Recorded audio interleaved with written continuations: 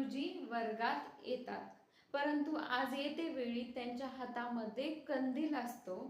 ते मुलांना विचारतात की ह्या कंदिलाकडून काय शिकावं.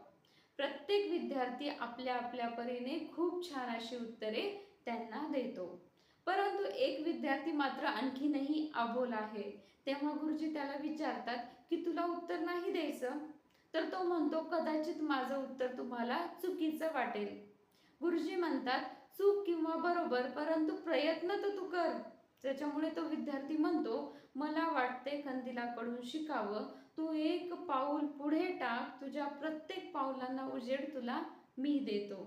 कोणी नाही संगतीला, चालायचे तुला एकटेच आहे.